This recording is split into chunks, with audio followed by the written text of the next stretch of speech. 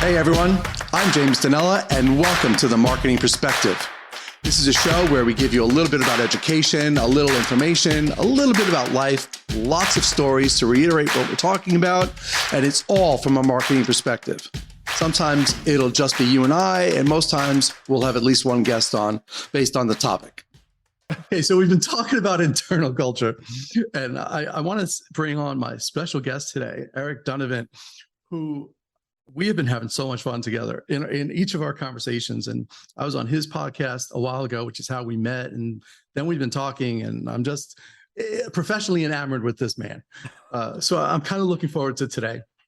So we talked about the internal culture of a business, how it's greatly dependent on its leadership, right?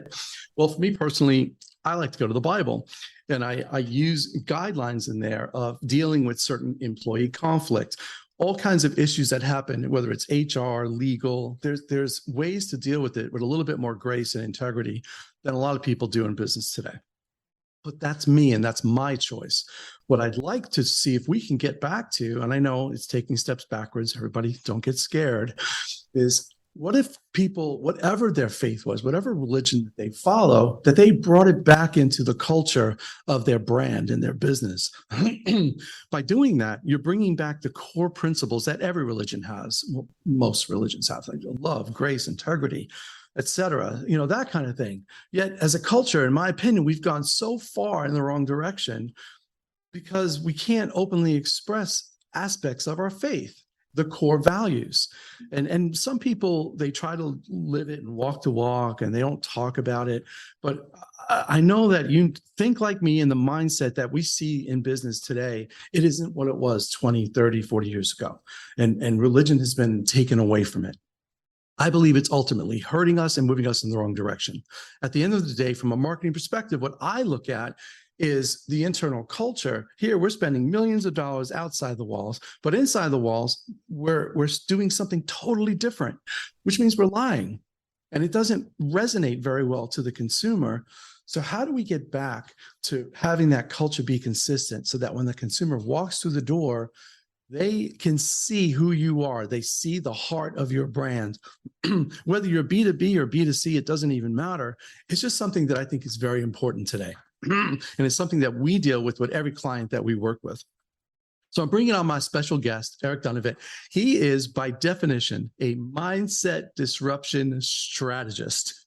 And I'm hoping he gives us a little bit more of a definition of that, because I'm still intrigued by the title. I think when I grow up, I'm going to change my title. Mine is boring. So, Eric, thank you so much for being on with us on The Marketing Perspective today. Hey, James, I couldn't be more excited to be here, and the adoration is mutual. Let's just say that. Oh, thank you. So I bragged on your book. What I've been doing. What's title is "What If We've Been Doing It All Wrong?" Yes, which is a great title, and it's funny because it's at the core of what we're talking about today. So I'm really excited about that. And as I mentioned before, I was a guest on your podcast. What's the name of your podcast again? My podcast is Redefining Success. Redefining Success. I had forgotten the name, and I looked it up and I couldn't find it. So I want to make sure I brag on it. You've got to follow this show, because the stuff he talks about, he goes in very deep. Let's just say I was humbled and I felt a little naked by the time we were done. But it was a powerful show. So Eric, thank you again for being on.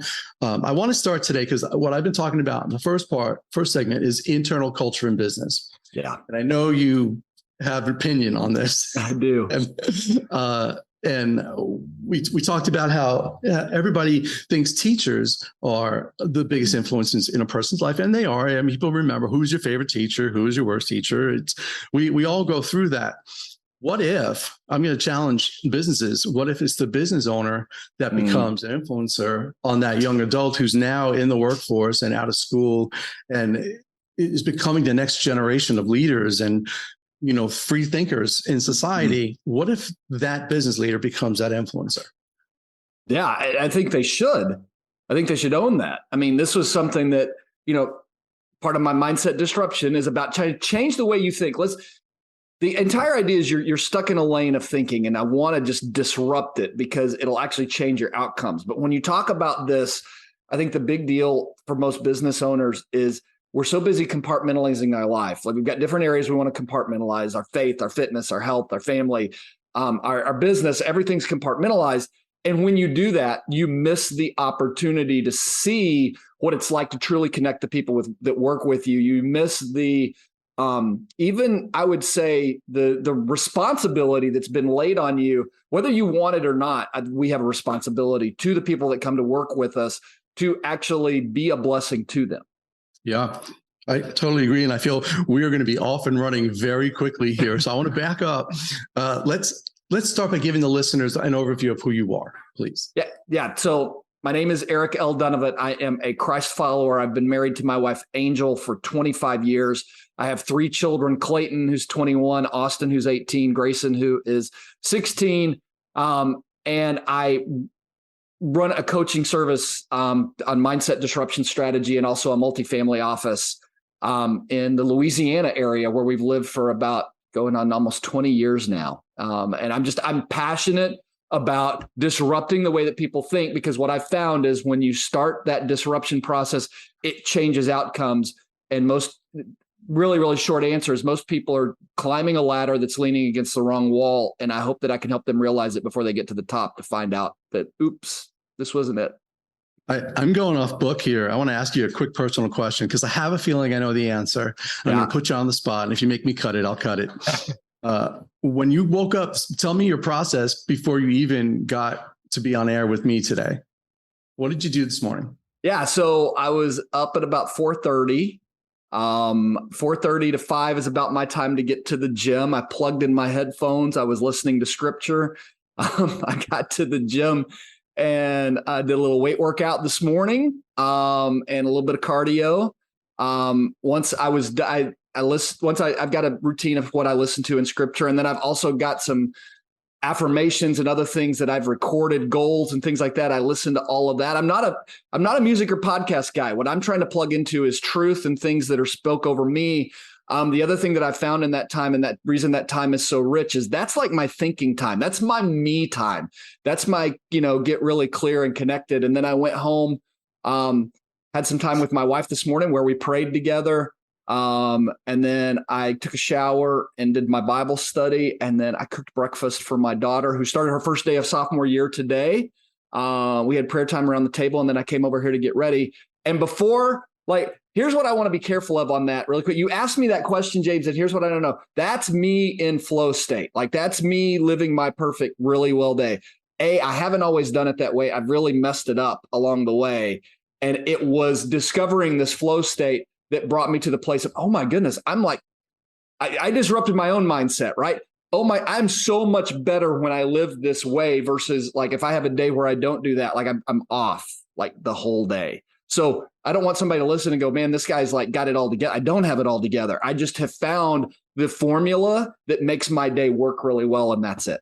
Yeah, I appreciate you saying that and clarifying that. And I kind of knew what you were going to say. I was pretty positive. I'm very impressed by that, because it takes a lot of work to get to that point, to commit that time, because that's what it comes down to. What is important in your life is making time for it. And you could see by Eric what he's doing, and it definitely affects the rest of your day when you get it going right. It really, like I do have those good days, and I still have those really bad days. Me too. And by midday, I'm thinking, why the heck did I not do that? Exactly. Yes. What's more important in our life. And so I wanted you to speak into that, because I do believe it affects what we're talking about today, because I do believe business leaders need to prep themselves. We need to be armed for what's going to happen every single day in business. From a spiritual standpoint, and even just a secular standpoint, because there's a lot of curveballs that get thrown at business owners. And if you're not prepared for it mentally and physically, you're not going to be in the right space. Yeah. So thank you very much. One of my mottos, I'll hit this really quick and we can go wherever you want to go. But my motto is, I want to help. The name of the podcast is Redefining Success. So I want to interview people like you who have looked at their life and found that success, and again, it's that idea of, am I climbing a ladder leaning against the wrong wall? And redefining success, I have found, is that the world is telling us to chase the wrong ROI. We're chasing return on investment. And what I really want to help people live and learn is to chase return on intention. And there's 4 different ROIs inside of that. The first one is return on impact, which is your faith ROI. The second one, though, and you talked about this, everyone kind of gets, oh, yeah, no, I need to be plugged into my faith. Here's the one I find that most business owners especially get wrong and miss is what I call your focus ROI, which is return on individual. There was a book that came out a number of years that I think has done a great disservice to business leaders and owners, and it's called Leaders Eat Last. Do you know what happens when a leader eats last? You end up with a hangry, weak, unfocused leader. See, it sounds really, really good in our mind until we realize that the leader needs to eat first because he's the one who has the vision. He's the one who needs to see it. Doesn't mean he needs to serve, but we've got this thing turned so upside down that as business leaders, we spend all of our time serving and pouring out to other people, and we don't pour into ourselves. So by at the end of the day, instead of feeling connected to our faith, to ourselves, to our families, we pour ourselves out in business all day long, grind. We go home, we pour ourselves into a chair and spend the rest of the evening waiting for bedtime to come while we watch TV or sedate on our phones, waiting for and ignore our families, which is not what we want. Like then you wake up the next morning, I can't believe I did that. But it's because you poured so much of yourself out during the day without the right focus. Right. And I know you got to this place, and I know there's a journey here because you didn't come out of the gate swinging. I know that. No. So can you, let's open up and tell me your story. Let's talk about you and how you got there. Right. So I've had several different portions of this journey that have kind of opened up, but the real kind of wake up call and the true moment of transformation happened only 3.5 years ago. I mean, this isn't like, again, as I told you, I've messed this up more than I've gotten it right. But 3.5 years ago, I was at an experience called Warrior Week. This experience, I met a gentleman who has become a really, really good friend of mine named Sam Falsafi. It was March. I need to frame this because in February, before I went to this experience, I had spent 20 of 28 days on the road doing various business things. I also was telling myself a really good story because I did a few days of college tour with my oldest Clayton at the time. So, I was doing the family thing that I needed to be doing. And what I was telling myself is that, I knew I'd been gone a lot and everything, but I was doing it for my family, right? I'm out here, I'm building, I don't have a choice. I'm out here building business. I'm doing the things I have to do.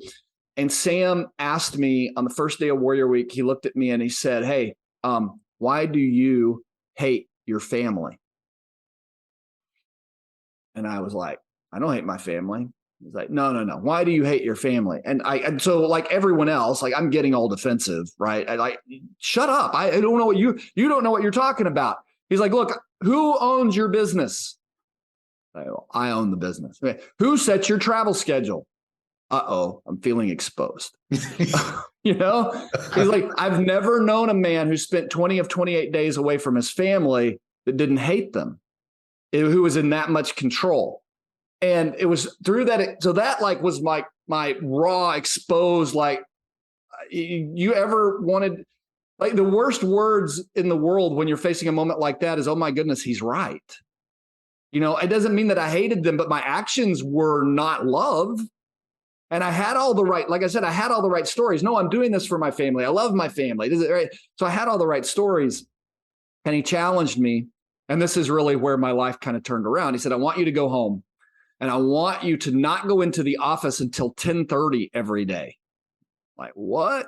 It's like, yeah, I want you to go home and I want you to spend time in the morning working out. And I want you to spend time connecting to God. And I want you to spend time with your family. And I want you to just let the business run and not go until 10:30. And that's where I found my flow, right? That's where I found my rhythm. Most business owners were holding on so tight to the business that we don't believe we would have time to work out or we would have time to do things. And why did it get rolled back to 4:30? Because at first it wasn't 4:30. It was later in the day. It's just that became my rhythm. I'm not telling you need to get up at 4:30 in the morning. There's a different journey of why I get up specifically at 4:30. That's a journey that God and I have been on. That's not your journey. But at the end of the day, what I realized was, oh my goodness, I'm connecting with myself. My wife had been begging me for us to pray together every morning. And I'm just going to tell you, I'd ignored her. I'd like, yeah, okay, whatever. And it was that when I said I prayed with my wife this morning, that's where I built that habit, was in that season of not going to work till 10:30. But here's the thing, especially for the business owners to hear and understand, is this. When I didn't come in till 10:30, my team stepped up. My team started handling things in those first 2 hours that usually I would take care of. And what we figured out is I was the roadblock. I was the person. When you talk about developing people, it was actually that season that allowed me to see my people and their potential differently, to see the things that they could do because they stepped up, because I wasn't coming in until later. And I've found 4 or 5 different leaders in different spaces that I would have never known without that disruption, because I'm the boss and only I can do this. All those stories we talk, they can't do it as well as I can. All those stories we tell ourselves.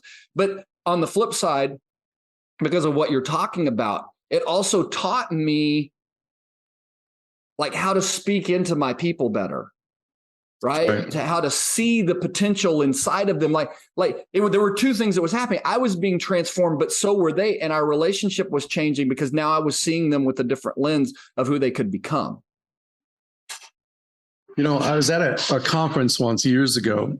I think it was a Promise Keepers, or it might have been Iron Sharpens Iron. It was the speaker. I'll never forget. I don't remember the guy's name, which is, I don't remember people's names that easily, but I remember the reference. And he put on screen, a photograph of a shepherd leading his flock, but they're standing in the field and you can see that he's got the staff and the sheep are following. And he said, "This is awesome, right?" And now he brought it into servant leadership, and he was talking about the home, but the same thing applies in business. When you're doing it dysfunctionally, the shepherd is taking the staff and pushing people from the back. Yeah. But that's not leadership. No. Why do the sheep follow the shepherd? Because they trust him. They know he's going to protect them. They know he's going to feed them and care for them. It took time and he earned it. I believe that's the same thing that happens in business. And if you're a leader in business and whatever you do, you cannot lead from the back. You can't push. I see it every day with businesses. So when you see that, I know there's a dysfunction, and I don't want to blame the leader, but there are things that the person can do, like with what Eric's talking about, to empower yourself to be a better leader in business. And I think we all want that. It's just we're stuck in this hamster on the wheel and we don't feel we can get off of it. I mean, from what I heard, you literally just got off the wheel. Yeah. Well, no, it's been 3.5 years I've been off the wheel, but here was the thing that was magical about it. Like everyone else, I spent all this time holding on so tight and chasing results in business. And this is why I call myself the mindset disruption strategist. And this is what I tell most business. You think you have a business problem. I'm going to tell you, you do not have a business problem. You have a connection problem. You have a connection either to God problem, a connection to your body, or a connection to your family. Like, Eric, you're crazy. No. Look at profits. Look at sales. Look at whatever. This is what's not working. I need somebody to come in and help me solve this business problem. And every single business owner I've known that grinds and chases the business problem just wears themselves out on the wheel. You have to disrupt it. You have to get off the wheel and go, wait a minute. What if this isn't a business problem? Just ask yourself that question. What if this isn't a business problem? Then where could the problem be? Then with that piece of information, now you can go hunt down a different possibility inside of your business, because you're more clear other places. And you'll actually, that's, again, come back to the 4:30 in the morning. And why do I do that? Is because some of my best business ideas come while I'm listening to scripture or listening to those prophecies. And it's like, hey, here's what you need to do in business today. I'm like, oh, okay, cool. But if I hadn't gotten up at 4:30 and started that plan, that would have never come to me. And I get a whole lot more clarity and a whole lot more peace in business through that system. But it's not the way the world tells you to do it. No, not at all. It's true. I want to introduce you to every single business owner that I know. It's just to get them to I'm hoping they're listening to this, because just to get them to open their mind to think just a little bit differently. Ever since we first spoke, I think, and I get up in the morning and I do different things. And even during the day, I'm thinking about things that you've said. And it's very powerful. You're speaking words of wisdom in people that clearly is not something you made up. No. And it was something that was given to you, and it's something that has come through you, which is very powerful. And whether you agree with, Eric and I do share the same faith. Whether you share that faith or not, it doesn't matter. The application is the same, and you can improve your business, and you get more focused on what you believe, and start your morning in a way that empowers you, so that when you get to work, you're doing some of these basic principles that will be better for the business overall. Hey, James, if you don't mind, I want to talk about one thing that I want to make sure we get to talk about real quick, because we can talk about the personal development and everything, but there's one little element that just keeps kind of coming up for me, is when you're so clear about what you're doing. One of the things you were talking about, the impact on employees, right? So being super clear on who you are gives you a space to see and give more to your own employees. And another thing that came out of this entire journey for me that I want the business owners to hear and to see is, so many times as a business owner, what we think of our employees, we think of them as, what did you do for me from a business standpoint today? What did you produce for me? We see them as maybe a cog in the wheel. We don't see them for their humanity.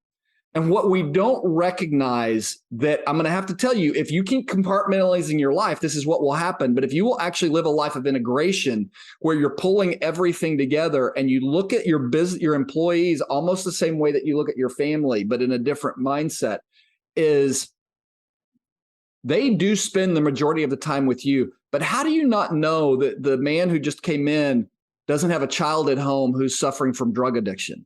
Or Right. How do you know whether or not someone's, on the verge of divorce, or just wrestling with a health issue or something like that? And we expect, and I think this is terrible, but it's the way, come back to mindset disruption, is the way the culture has grown up. We expect our employees to turn everything off that's going on at home, do our work, and then go back home. And what if you had a culture that actually loved on them and served on them, so that they could at least express to you, what's going on, but also a culture of caring that could give them the empathy that they need in living through that experience. And until you can do what you're like, no, they're just here to work.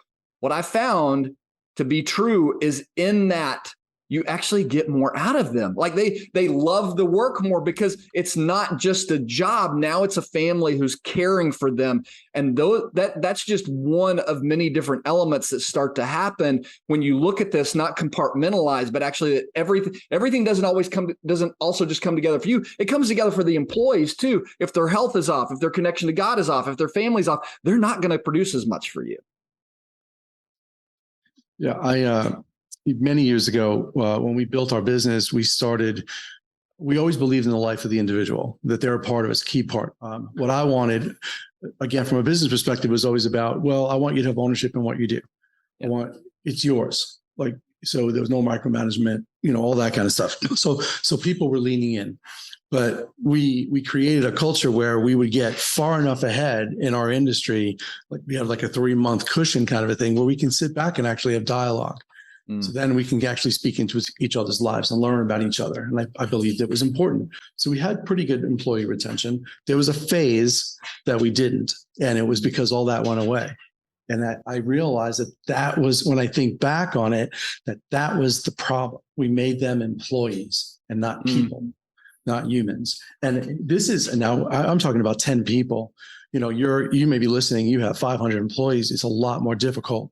But then it becomes, the leadership has to speak into the management that speaks into each of the departments and follows that same culture.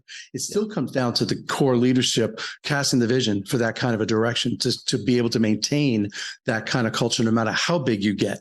So if you're listening, I want to make sure that you hear that, because what Eric just said is really powerful. It's not just for small businesses. It's for big businesses as well. It just has to be instilled in the culture.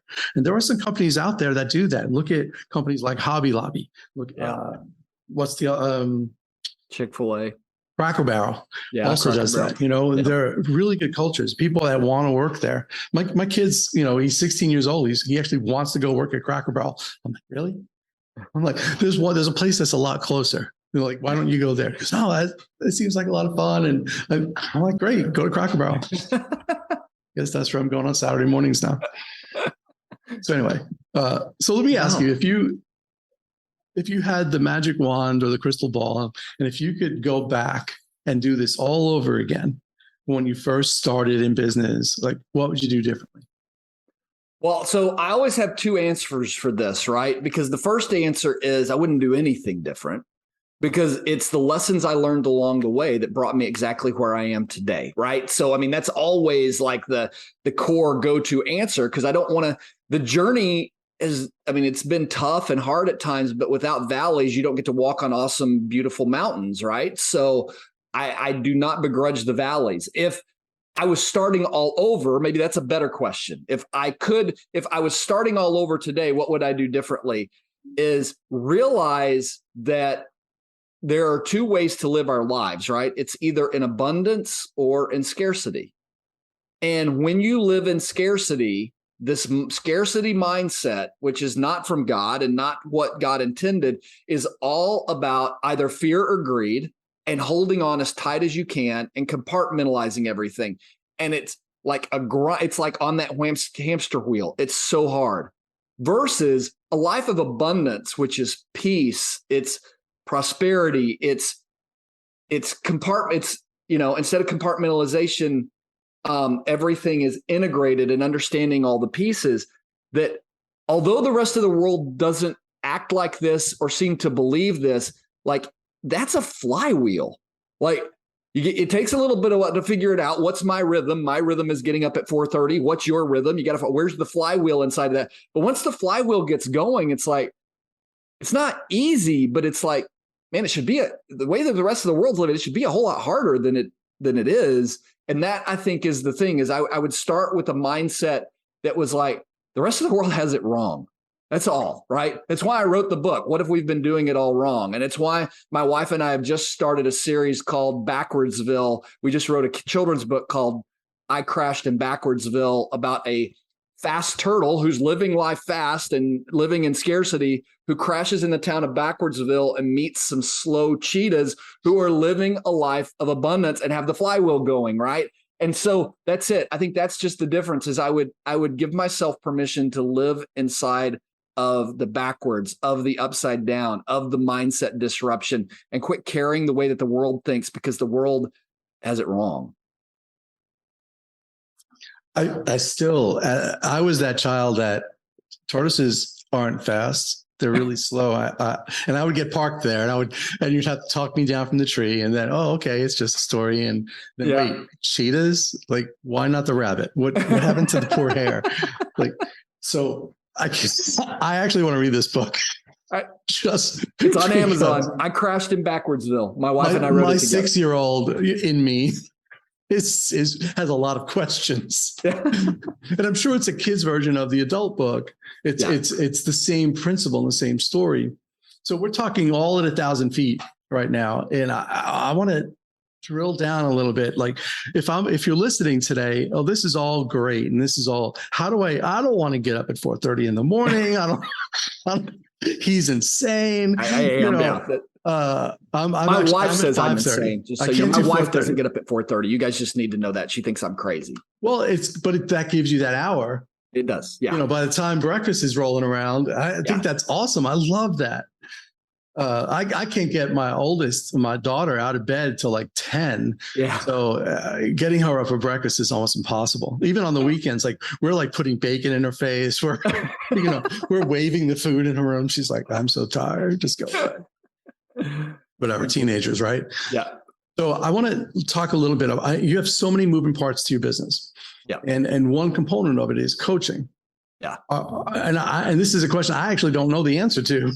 Are you coaching business people as well? Are you coaching business leaders in what we're talking about today? Yeah, no, I mean, primarily I'm coaching business leaders, because, again, most people are like, oh, I've got a business problem. I need to go solve this business thing. And I'm like, no, you don't. You don't have a business problem. So what I'm really coaching people through is this entire idea. Let's stop. Let's redefine success. And it's actually, it's, hold on real quick. It's the kingdom ROI mindset that's what we're trying to do. Let's put the right return. I call it return on intention. I don't know that we've got time to go into all of that today, but it's like, how do we create a masterclass of helping you go through and reset the ROI? Because if you continue to chase, as a business leader, if you keep just chasing this return on investment, all you end up with is exhausted. And you may end up with a few. Here's the deceptive part of it. You may do really well and end up with a few dollars in your pocket and lay back and go, I got it figured out. What I'm going to tell you is it's easier than you know it is if you'll flip things upside down and chase and instead of compartmentalizing, pull everything together and prioritize the right things. It's easier than you know it is. So that's where I want to park. You just said something about bringing it all together instead of compartmentalizing. You've mentioned it a few times, and we're kind of alluding to, including faith in business. We're talking about that, but what does that really look like when you say bring it all together? Go into a little more detail here. Yeah. So, it's actually slowing down and starting your day by connecting with your faith and truth and what matters to you. So many times people are like, I don't have time to spend with God. I don't have time to get into my day's just so busy. And I have to kind of chuckle inside because I'm like, well, you don't have time not to. Let me give you a real quick example around this. Again, this is something that really transitioned my life, but I found that there are actually 3 ways to live there's one question I can ask every day, but there's 3 versions that will determine how my day goes. Okay. So the first version is, here's everything I've got to do and everything I want to do. What do I want to do with what I've been given today? Right? Question number 1. And that's how most people start their day. We make our little to-do lists. And we're like, hey, here's all the stuff I have to do today. The second question, especially as Christ followers or believers, our belief system says that God owns everything. We don't own anything. So the next version of this is, what do I want to do with what God has given to me to take care of today? Right? What do I want to do with it? God, thank you so much for everything you've given me. The third version of the question is this: what does God want me to do with what he's given me today? And the only way to find that out is to stop and ask him. And even me, my biggest challenge so many times is I realize he's given me everything and I kick him out of the driver's seat. He's like, no, I understand. Thank you for giving me all of this. Here's where I'm going. I've got it now. I've got it now. Yeah, that's it. Thank you so much. And when I talk about what's the refocus look like? It's no. And I call this this is your return on it. The most important is your return on impact. What is God calling you to go do? Would you rather be driving blindly or if you've got a destination you're being called to, would you rather just drive blindly to that location thinking you know the way? Or would you rather have a GPS with you telling you the way to go to let you know if a bridge is out ahead or if there's road work or if there's a wreck and there's a faster path? That's it. What am I talking about? I'm like, why don't we start every morning plugging into the GPS instead of pulling out the old map and thinking that we know the best way to get there? I feel everything you share is, wow, that's a lot of work. That's a lot of work. I want to compartmentalize it just for 1 second. Yeah. Which is like, no, don't do that.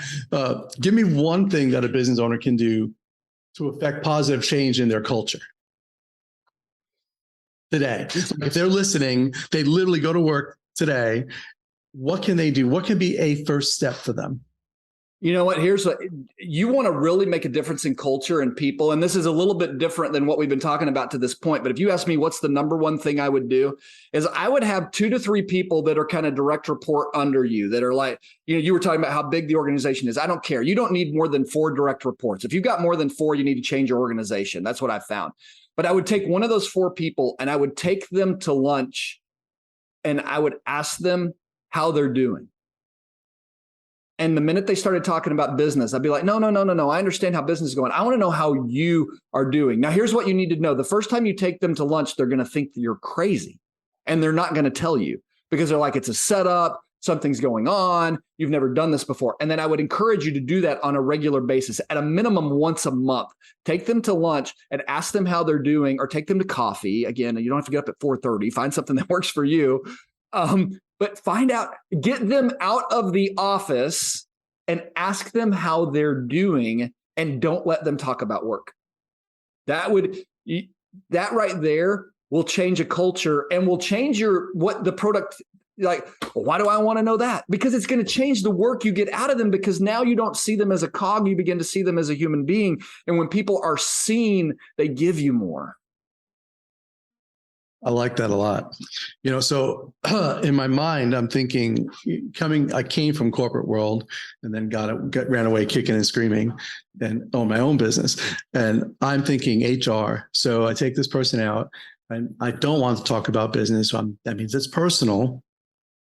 And now the other person is calling HR saying, why is the owner talking to me about personal stuff and not business stuff? And that's my personal life. I don't want to talk about my personal life.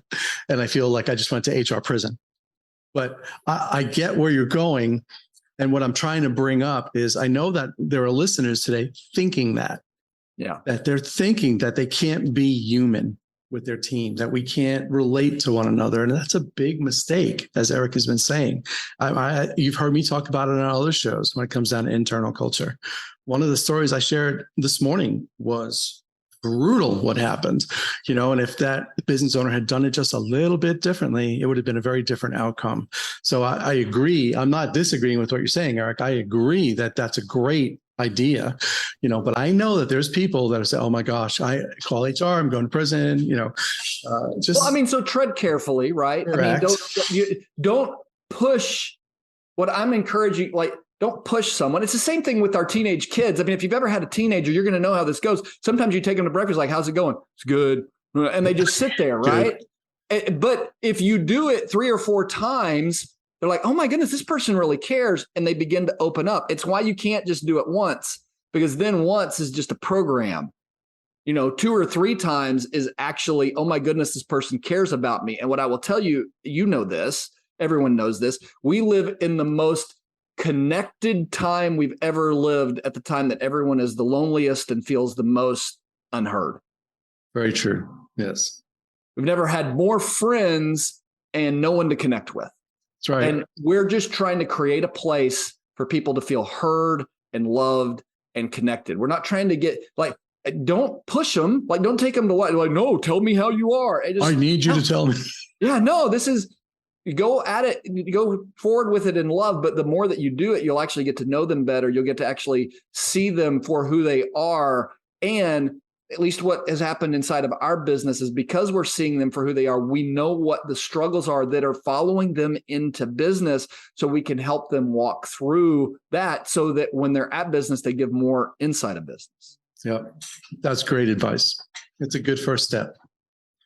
So if you're listening, understand that it is a baby step thing, especially if you don't have that culture built in, but you can take steps to do those improvements. First, you have to work on yourself, which is, and I definitely have a phone a friend, and you're going to get his information shortly. So I want to, is there anything that we didn't cover that you feel, without deep diving, because I know we could just go off hours, am I covering the hots? For you, first, a business owner has got to be able to take care of self, and whatever that's going to look like to them. Well, so let me give you this, right? So oh my goodness, Eric gets up at 4:30 and he works out for an hour and he does this. Hey, let me give you a couple of things, right? So get up in the morning and do something that makes you sweat for 10 minutes. I'm not talking about start simple. The biggest problem we all have, this is why New Year's resolutions never work. Is I'm going to work out and I'm not going to eat anything that's not green. And I'm not going to, and you get 2 days into it. It's forget that. I don't want to do that. That's right. We're done. So start with a small habit, which is, why don't you get up and move your body for 10 minutes in a way that makes you sweat or do something you enjoy. What I started with was a 10-minute walk while I listen to scripture. So there's a Bible app. The Bible app that's out there has a way that you can listen. So I'm on a walk and I'm listening to scripture. Guess what? I just did 2 things. I connected with God and I did the walk. I'll give you even a different idea. Make it a 15-minute walk, or in your 10-minute walk, listen to scripture for 5 minutes. And for the other 5 minutes, just be quiet or pray and just listen to what God's saying, right? Okay, so in 10 minutes, we've connected with faith and we've connected with ourselves. I would encourage you, that's the simplest form. I would encourage you to give yourself permission to find 10 minutes during the day to do something you love. Now, Eric, what do? I build Legos or put together puzzles. That's me. I've got a Lego set at home I'm working on. I also have a puzzle that I keep running almost all the time. I try and find 10 minutes a day to go do something I love. I enjoy it. And yes, it's goofy. I'm a 49-year-old man playing with Legos. Yes, I am. I knew I liked you because we have the same little vices. That's awesome. That's it. No, but when have you ever that's the other thing. Give yourself permission to do something you love. Those two things, that's it. Start with that. Start by going on a walk for 10 minutes and find 10 minutes to do something you love. All the other stuff that I talked about, you can add later. Start with those and see what begins to change. I think you'll be floored at your flywheel will start. It doesn't mean it's going to go completely, but you're going to be like, oh my gosh, this guy was right. This is a lot easier. And all I'm asking for technically is 10 minutes, but I'd like to give yourself 20 because you need to love on you. That's great advice. And I have a puzzle sitting on my dining room table right now, just waiting for me. And I'll confess this. My son and I used to do Legos together since he was really little. Yeah. And he loves Star Wars. We have Star Wars Legos all over the place. And he's a big football guy, so football stuff. But he doesn't want to play Legos with me anymore. Now he's like my height and he's all jacked and he's a football player and he's smart and Dad, I'm 16 and I've got a girlfriend. I don't play Legos anymore. And I'm so sad because I still want to play Legos. Is that wrong? I think you should. I'm going to go home tonight and tell my son, Eric gave me permission that I can play Legos. So for Father's Day, my kids gave me the Mos Eisley Cantina, just so you know what I'm working on. Oh, that's awesome. Yeah, so. See, that's like a weekend. I could do nothing else but that. I try and break it up. It's going to take me a a little while. There's also, like 15 80, bags. hours? I'm on bag 7 right now. So everyone who does Legos understands.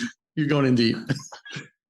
That's awesome. But you're like, this guy's talking about all this serious stuff. Give yourself permission to be a little kid again. That's the thing that we're losing as business owners. It's like, I've got to be so serious. I've got to do all this stuff. It's the joy. It's the simple joys. And it's the other thing too, that I would even say about if you when you get reconnected to God, you start to find out that like, everybody's like that. You made a comment in the beginning that was really interesting to me that I don't mean to. Religion has done more to ruin relationships with God, in my opinion, than anything else. And getting connected to God is and I've found the truth in the presence of God in his scripture and in his word. And that's why I love to listen to it every day. And I find there's a lot more grace and a lot more love and a lot more acceptance and a lot more of what I want to be inside of reading that and listening to that. And so like, even if you're a person who's like, I've been burned by religion, I told somebody one time, I'm going to land with this because I think this is the perfect place to go, especially because religion has done a good job of burning a lot of people. I made the comment to a good friend of mine one time and I said, just for a moment, why don't you consider that the book is true and religion has messed it up? So instead of trying to go explore religion, why don't you just go to explore the book? I agree. And I think the book is perfect. I think people have messed it up. Like, what it was Lee Strobel had once said, if you're looking for the perfect church, you ruined it when you walked in the door. Absolutely. It doesn't exist.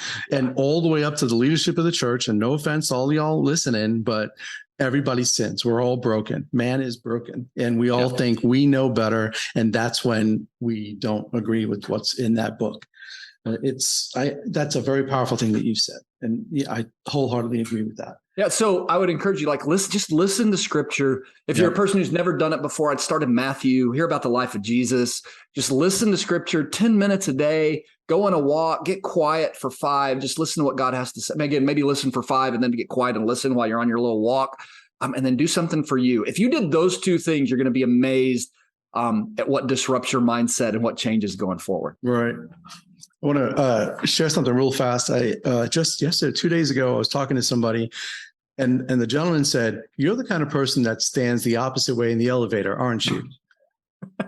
And I said, well, yeah, I do. How do you know that? Because I was doing this networking event and I have a tendency to make people move their seats. It's just like church, right? We all sit in the same spot. Well, if you sit with the same people, you're never going to meet new people. And the point of networking is to meet new people. So everybody get up and do this. And people get mad. They're like, I don't want to move. The bankers, especially, because they all sit together. Right. So you break them up right away. So this guy, he was a chamber president. And he said, you're that person. I said, yes, I am. I think you got to look at it a different way. He goes, well, it's kind of childish. I said, childlike. Yeah. I think there's a difference. And I mean, scripture even says it, we're all going to come to him as little children. That's it. If we think that we're anything more than that, we are fooling ourselves. Yeah. So when's the last time you just watched a bunch of kids playing? And what if business could be like that? That's the you really want to get down to the end of it. That's the flywheel of business. Yes, it's still stressful. Yes, there's bills to pay. Yes, there's everything else, but you don't have a business problem. You've forgotten how to look at business like a kid. Yeah, that's awesome. I think we have definitely touched on the core of what our internal culture issues are. So if you're listening, I hope you took something away from this today. Eric, before we close, I just want to personally thank you very much. I knew it was going to go this way. I had no idea what to expect, but it's been awesome. Thank you. Thank you. It's been a great joy. Thanks so much. Please, we talked about both of your books. Yep. We told them the name of your podcast. Is there anything else you want to share before we close out? Yeah, no. So the easiest way to get in touch with me or follow me, if you want to do that, I have a website that's EricL360, EricL360.com. If you go to that website, like it's got all my social media, it's got my YouTube, it's got, you want to schedule an appointment to have a conversation with me, it's got a link on there to do that. You want to follow it, things that I'm doing. That's the easiest way to get in touch with me and find me. And my books are on there too. And so all of that, that's the best way to find me, EricL360. Yeah, everybody, I would highly recommend you follow him. And he's also a speaker. So you might even catch him at a different event that you're at around the country. He's just an impressive individual, and read up about him because he's really sharing life into people on a regular basis. And offline, you and I have to talk a little bit more about your coaching. I want to hear more. I think there's some opportunities there. Eric, thank you again for being on the Marketing Perspective today. You have opened my eyes, and I hope you've opened our listeners' eyes as well. It's been a joy. Thank you, James. Thanks so much. All right, listeners, we'll talk to you soon. Thank you very much for being a part of this. Remember, everything is always from the marketing perspective. Have a great day.